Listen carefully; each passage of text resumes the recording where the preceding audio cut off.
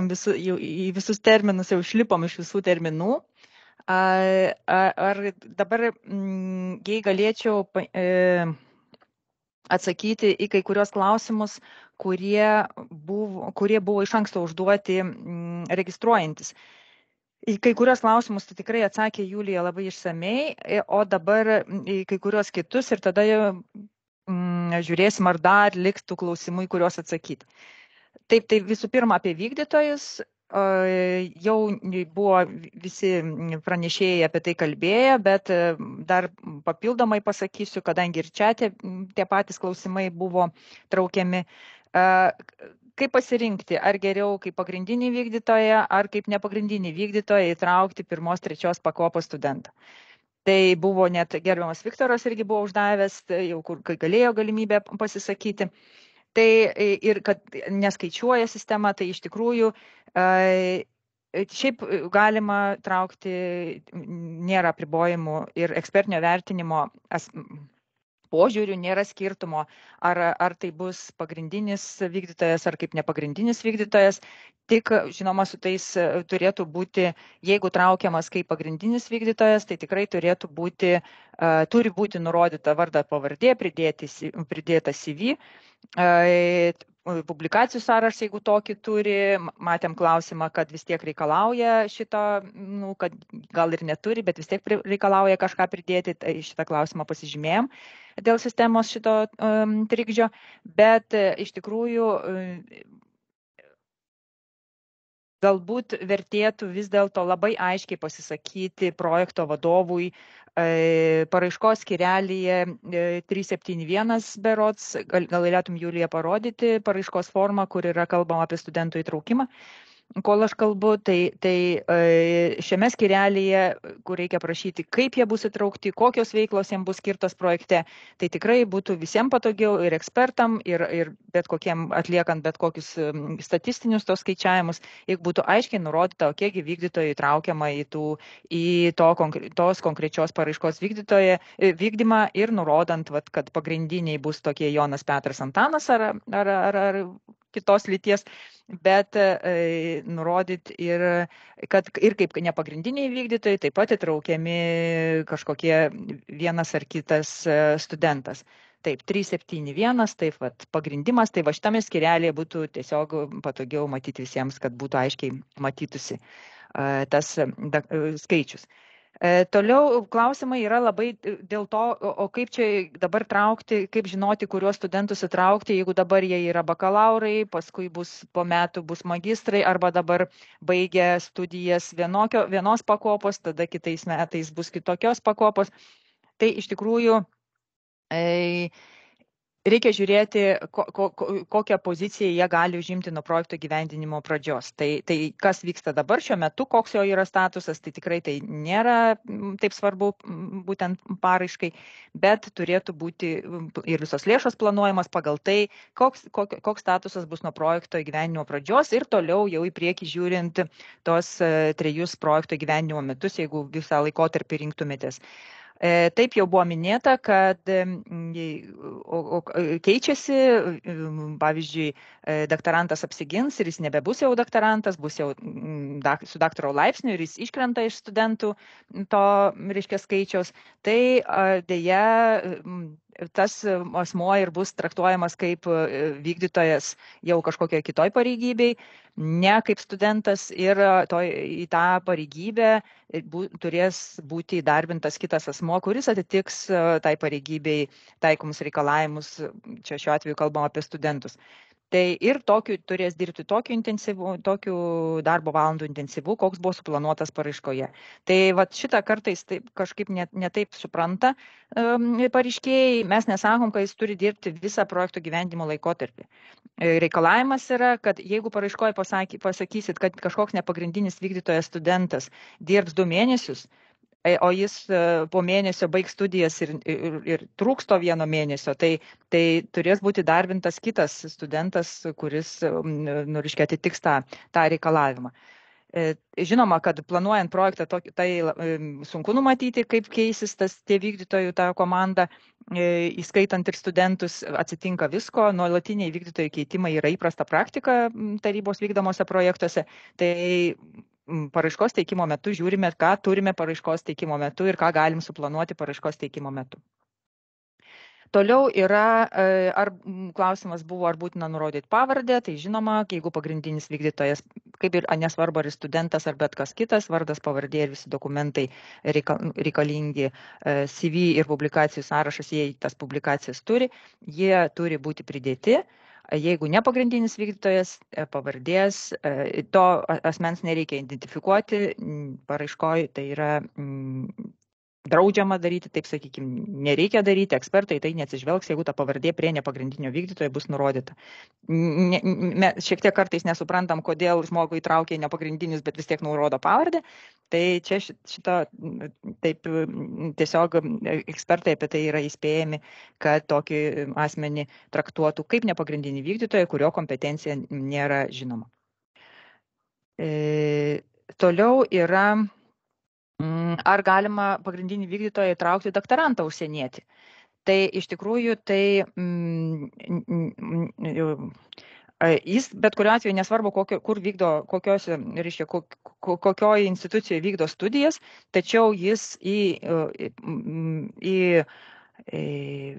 paraiškoje jis turės būti darbintas vykdančioji arba partnerio institucijai. Tai vis tiek čia yra pagrindinis dalykas, į ką reikia atsižvelgti. Toliau yra jau kalba, jau pereinam dėl užsienio mokslininkų įdarbinimo. Tai ar jeigu įdarbinam užsienietį mokslininką, ar tai traktuojama, kad tai jau jisai yra jau ta institucija, kur tas asmuo dirba. Jau, Julija, galime nebesidalinti šito vaizdu. Jeigu yra, reiškia,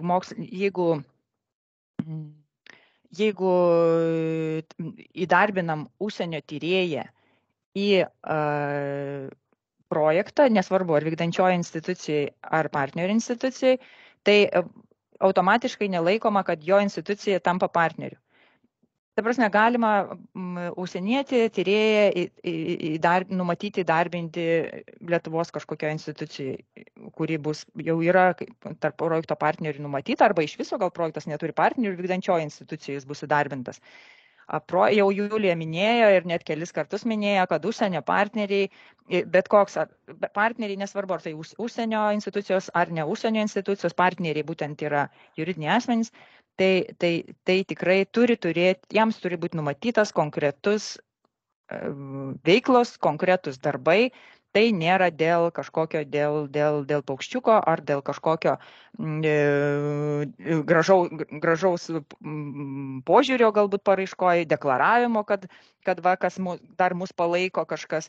Tai tikrai partneriai turi turėti savo vaidmenį projekte ir paraiškos formoje tai reikia pagrysti, kokia bus sąveika tarp vykdančiosios ir partnerių, jei tie partneriai yra traukiami. Tačiau partnerių traukti nėra privaloma. Ir tai nėra vertinti, jeigu pažiūrėtumėt ekspertinio vertinimo formą, nėra vertinima ar įtraukiami. Bet jei įtraukiami, tai tada vertinama, ar jie reikalingi ir ką jie veiks projekte. Toliau buvo tikrai keletas klausimų, dabar aktualija yra, ar galima įdarbinti iš Baltarusijos tyrėjus, ar kaip yra traktuojama. Tai iš tikrųjų taryba čia neturi ką pasakyti papildomai, reikia laikytis tarptautinio sankcijų įstatymo ir taryba kažkaip papildomai nekomentuoja, ar galima įdarbinti, ir čia buvo išrašytos visokios sąlygos, dabar turi, bet leidimą gyventi Lietuvoje, paskui neaišku, ar turės tą leidimą. Tikrai turėtumėm tarptautinių sankcijų įstatymas yra ne tarybos dokumentas, tai mes tikrai nenorėtume jo kažkaip traktuoti ar aiškinti, tačiau reikia jo laikytis ir visos išlaidos, kurios netitiks to tarptautinių sankcijų įstatymo bus pripažintos, pačios institucijos turėtų įsivertinti ir bus pripažintos kaip netinkamos, įskaitant ir darbo užmokesčio apmokėjimą, jeigu tas asmuo iš Baltarusijos jis patenka po tuo sankcijų taikymo įstatymu.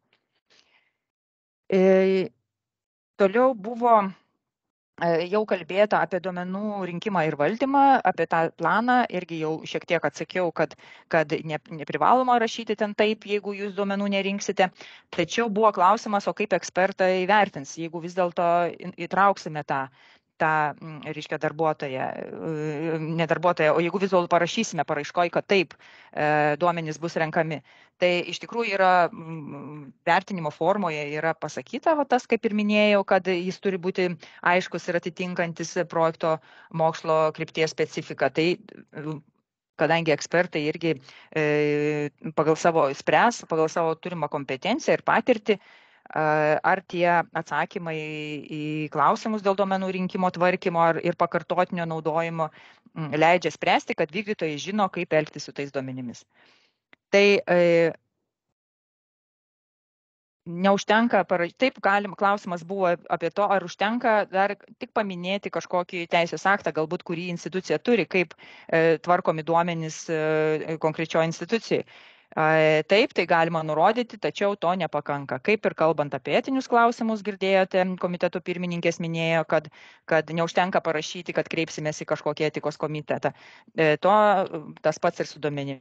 Neužtenka pasakyti, kad duomenys tvarkysime pagal tai, kaip nustatyta institucijos kažkokioje strategijoje, turi būti konkretizuota, kaip tai bus daroma, kad ekspertai galėtų įsitikinti, ar projekto vykdytojai teikiantis paraišką tikrai supranta, kaip realiai elgsis su duomenimis, kad jie būtų tvarkomi remiantis tais nustatytais FAIR principais, kad būtų randami, prieinami, saveikus ir pakartotinai panaudojami. Taip, toliau yra irgi didelis blokas klausimų yra apie išlaidas. Tai apie komandiruotės išlaidas jau Julija paminėjo labai išsamei. Dar buvo klausimas, ar galima planuoti, ar yra apribojimai kokia šalis, ar galima planuoti mokslinės išvykas ne į ES šalis. Tai taryba neturi kažkokio apribojimų, išskyrus tos, ką paminėjau, Baltarusija, Rusija ir kitas nedraugiškas valstybės, bet tai yra ne tarybos jau nustatymai.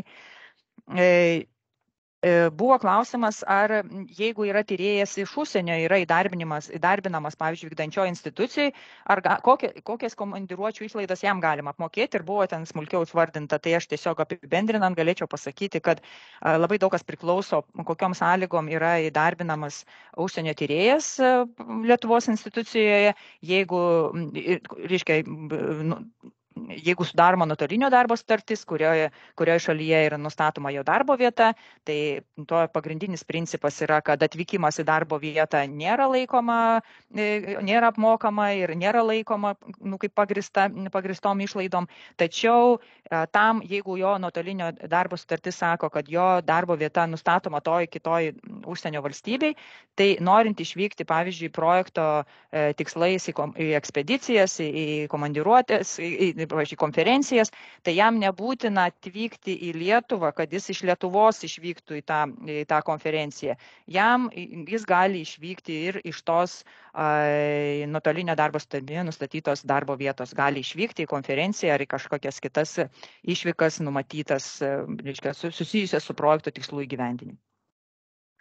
Dėl išlaidų pagrindimo, taip Julija irgi labai daug atkreipė dėmesį, net keliose vietose, tai iš tikrųjų tik tai papildomai, galbūt, neatsimenu, ar buvo paminėta, bet buvo klausimas toksai, kad ar reikia pagrysti visas išlaidas, planuojamas išlaidas kažkokiais tiekėjų pasiūlymais ar kažkokiais kitais dokumentais. Tai, kaip matėt, paraiškoje to reikalavimo nėra, tik prie ilgalaikio turto yra numatyta, kad kaina gali būti pagrįsta tiekėjų pasiūlymais. Tai tikrai tai nėra privaloma. Bet jeigu jūs turite, tai tikrai galite pridėti didesniam aiškumui, bet sakau, privalomo, tai tikrai to privalomumo tikrai nėra. Tas pats ir su prekiam, išlaidos paslaugom, autoriniam darbam, komandiruotėm, bet kuriai išlaidų rūšiai tai yra taikoma, kad išlaidos turi būti pagrįstos, turi būti tekstinė dalimi aprašyta, pagal ką kaina yra nustatyta, kokiais remiantis, reiškia kažkokia praktika ar kažkokiais skaičiavimais, tai tikrai turi būti nurodyta ir ekspertai kartais atkreipia dėmesį, kad nieko nėra nurodyta, tik tai kažką pirksime tokias prekes, kurios reikalingos projekto gyvenimui, visas pagrindimas. Tai tiek tikrai nepakanka. Siūlytume tiesiog atsakyti į tuos klausimus, kurie yra nurodyti paraiškoje, pagrindžiant tuos išlaidas, kiekvieną skaičių, kuris įtraukiamas į projekto išlaidų sąmatą. Tai taip pat buvo klausimas, ar tyrėjų publikacijų sąrašai įvairūs, jeigu būtų pridedami tie išlaidas pagrindžiantis dokumentai, kažkokie, pavyzdžiui, dokumentai apie motinystės atostogas ar kažkokie kiti dokumentai, ar privalo būti patvirtinti oficialių asmenų iš institucijos. Tai tikrai tokio reikalavimo nėra ir būtent matyti MSI, to mokslo studijų institucijos atstovo, galbūt irgi jis pažiūrės, ar tikrai tie dokumentai, jie yra, ar jie atitinka realybę, ar tai tikrai kažkoks yra susijęs su ta paraiška. Ir buvo nurodyta irgi čia, tai klausimas buvo apie tai, kad kokie, reiškia, ar taiko taryba apribojimus kažkokiom išlaidom, ar kurios kažkokios yra draudžiamos, tai šitam kvietime nėra apribojimų, galima visos išlaidų rūšys, kurios nurodytos paraiškoj, nėra apribojimų konkrečiai išlaidų rūšiai, kad pavyzdžiui, ilgalaikio turto galima pirkti tik tiek ir nedaugiau, ar darbo užmokesčio galima numatyti tik tiek, o nedaugiau, išskyrus vienintelės netiesioginės išlaidas. Netiesioginės išlaidos negali viršyti 20% nuo tiesioginių išlaidų. Tai šitas apribojimas yra ir tai yra vienintelis tarp išlaidų rūšių, kad kažkoks ribojimas būtų. Ir jau atsakiau aš čiate, buvo klausimas dėl valandinių atlygių, kad visi mes žinome, kad nuo 24 metų pagal mokslo studijų įstatymą tikrai tie įkainiai mokslo pareigybėm yra didinami. Tačiau šitam kvietime kvietimas buvo jau paskelbtas, nurodžius, kad galioja tarybos pirmininko patvirtinti valandiniai įkainiai ir pagal juos turėtumėte skaičiuoti, reiškia, darbo užmokestį, planuojamą darbo užmokestį pagal tarybos pirmininko įsakymų patvirtintus valandinius atlygius. Dar buvo jau dabar iš anksčiau užduota, bet buvo čiate užduota klausimas, ar visos publikacijos turi būti atviros prieigos, kurios yra planuojamos, reiškia, kuriuose bus skelbiami projekto rezultatai. Tai esame jau nekartą minėję ir atviros prieigos gairės vis dar galioja, jos patvirtintos 16 metais ir jos vis dar galioja, kad publikacijos turi būti atvertos nebūtinai paskelbiant jas atviros prieigos žurnaluose, jos gali būti atvertos ir kitais būdais, pavyzdžiui, paskelbiant talpyklose, patalpinant jas talpyklose. Tai negalima sakyti, kad visos publikacijos turi būti atviros prieigos, tiesiog, ta prasme, atviros prieiga būtina, bet jinai nebūtinai publikacijai skelbiant atviros prieigos žurnaluose. Kaip sakiau, gali būti ir pastalpinamos talpyklose, kurios yra prieinamos. Taip pat buvo klausimas, kaip taryba nustato, ar paraiška tarpdisciplininė. Tai iš tikrųjų labai dažniausia, paprasčiausias būdas yra vis dėlto galite paraiškoje nurodyti pagrindinę ir susijusią mokslo sritį. Tai jeigu nurodomos yra dvi mokslo sritis, reiškia pagrindinė ir susijus iš skirtingos mokslo sritis, reiškia, tai tada tikrai tokia, apie ką kalbėjo abi komiteto pirmininkės, tokiai paraiškai ieškoma ir žiūrima, ar tikrai tie ekspertai, kurie galės įvertinti visapusiškai tą paraišką, tačiau neužtenka vien tik to pažymėjimo paraiškoje.